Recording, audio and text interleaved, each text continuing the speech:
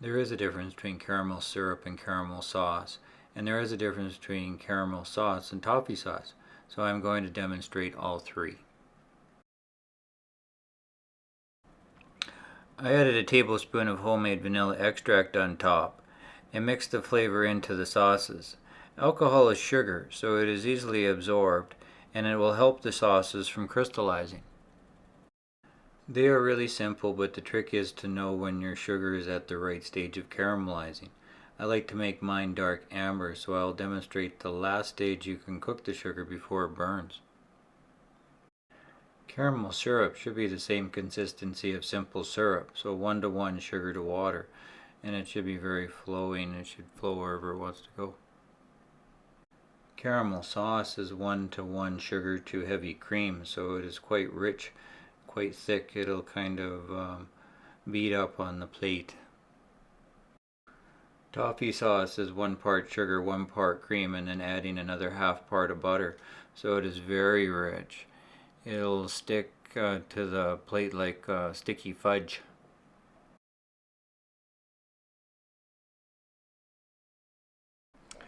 To make caramel syrup, I heat up some water and scale out 50 grams of organic cane sugar and add it to a saucepan. I scale out 50 grams of water and moisten the sugar in the pot with about a tablespoon more to help the sugar cook more evenly. When I work with boiled sugar, I have a bowl of ice water handy. The sugar gets hot enough to cause very serious burns, so if I spill hot sugar on my hands, I can dip them in the ice water to limit the damage. When I cook sugar, I never use a spoon to stir the sugar. This causes the sugar to crystallize, so I swirl the saucepan to distribute the sugar evenly on the bottom of the pan. Once the sugar starts to boil, the process moves quite quickly, so I give the boiling sugar my undivided attention for a few minutes. After a minute and a half, the color is a light amber. 15 seconds later and I see the amber stage developed. I swirl the pan to distribute the heat, and I am looking for smoke coming from the pan. Some say that when you see smoke, the caramel was taken too far, but I push it to about 5 seconds after that for the best flavor. This is a good color too, but I nerve up and push the limits a bit. I take the pan off the heat and add the water to stop the cooking. The difference in temperature between the boiling sugar and warm water causes a violent reaction in the pan, as the sugar reduces its energy and starts to cool down. Using a medium-low heat, in 3 minutes the sugar was caramelized. I swirl the pan and scrape the sides with a high-heat spatula to get any crystallized sugar melted back into the syrup. The syrup is still very, very hot, so you gotta still be careful until it cools completely. I pass the hot sugar syrup through a sieve and into a bowl to cool completely before use.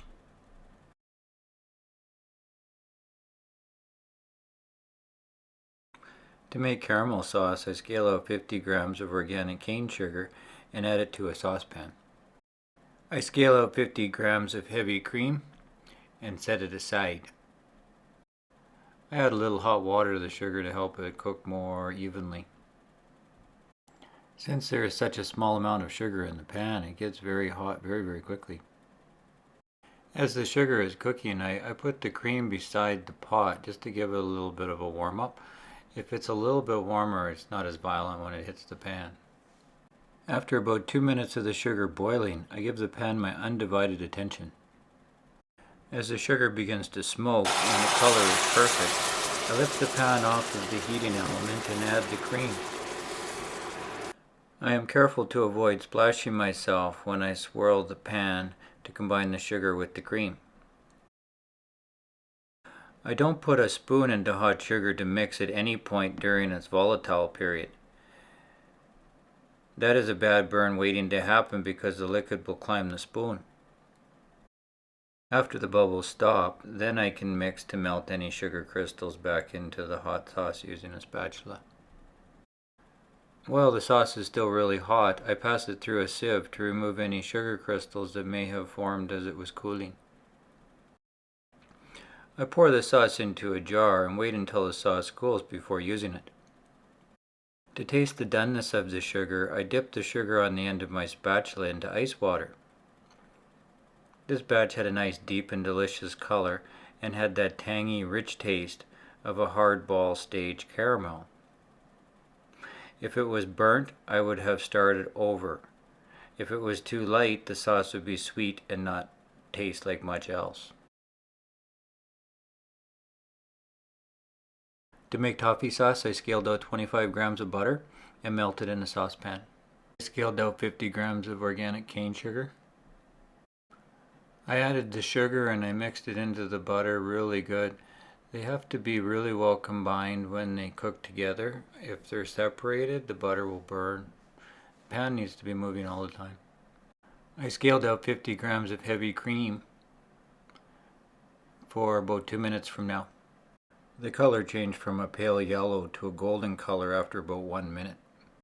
The sugar will start to caramelize when it reaches a high enough temperature and will continue to get darker the hotter it gets. The process only takes about a minute once the sugar starts to change color.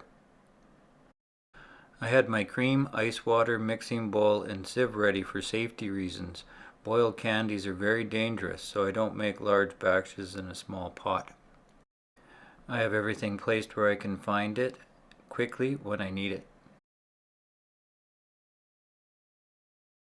This is the golden amber color, and the sugar mixture just started to smoke. So I lifted the pan away from the heat and added the cream to stop the cooking process.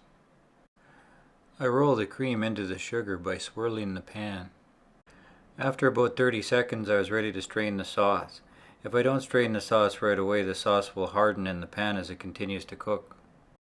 Sticky sauces are difficult to strain when they firm up. Even though this sauce is candy, I still treat it like a dairy product with an expiry date, about a week.